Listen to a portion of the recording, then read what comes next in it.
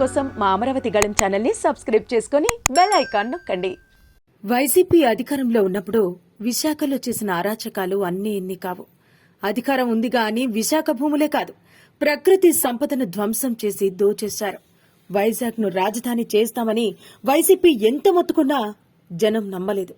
అధికారం కోల్పోయిన తర్వాత వైసీపీ పూర్తిగా సైలెంట్ కాగా విజయసాయిరెడ్డిపై ఒక మహిళకు సంబంధించి వచ్చిన ఆరోపణల ఎపిసోడ్తో పార్టీ ఇంకా డిఫెన్స్ లో పడిపోయింది. ఒకప్పుడు నెంబర్ 2గా పార్టీని శాసించిన సాయిరెడ్డికి కనీసం ఒక్కరంటే ఒక్క పెద్ద లీడర్ కూడా సపోర్ట్ చేయలేదు. పైపెచ్చు మా పార్టీ లీడర్లు కూడా నాపై కుట్ర చేశారంటూ అంతర్గత గొడవలను ఆయనే బయటపెట్టుకున్నారు. ఆ ఎపిసోడ్తో పాటు భూముల కబ్జా వ్యవహారం మరోసారి తెరపైకి రావడంతో సాయిరెడ్డి కూడా కాస్త సైలెంట్ అయ్యారు. కానీ హఠాత్తుగా ఎర్రమట్టి దిబ్బలను తోడేస్తున్న అంశాన్ని అధికార కూటమి బయటపెట్టింది.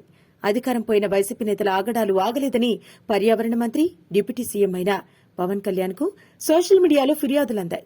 దీంతో ప్రభుత్వం విచారణకు ఆదేశించడంతో ఎర్రమట్టి దిబ్బలను జాయింట్ కలెక్టర్ పరిశీలించి విచారణను మొదలుపెట్టారు. ఇక్కడే అసలు ట్విస్ట్ మొదలైంది. ఎర్రమట్టి దిబ్బల ప్రాంతాన్ని సందర్శించిన మాజీ మంత్రి అమర్నాథ్ అధికార పార్టీని ఇరికించాలనుకున్నారు. నెల రోజులైంది పార్టీ అధికారంలోకి వచ్చి. అప్పుడే ఇలానా అంటూ వీడియోలు పెట్టారు. దీంతో కూటమి పార్టీలు ఎదురుదాడి ప్రారంభించాయి. దోచించే మీరు దొంగే దొంగ దొంగ అన్నట్టు ఉందంటూ కూటమి నేతలు ఫైర్ అయ్యారు. ఆక్రమణలతో వైజాగ్ ను చిగురుటాకులా వణికించింది మీరేనని తిరగబడ్డారు.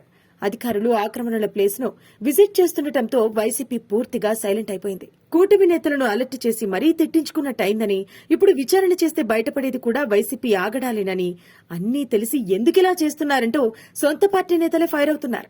మాజీ మంత్రి యాక్షన్ ప్లస్ అవుతుందనుకుంటే సెల్ఫ్ గోల్ అయిందన్న అభిప్రాయం వ్యక్తమవుతోంది.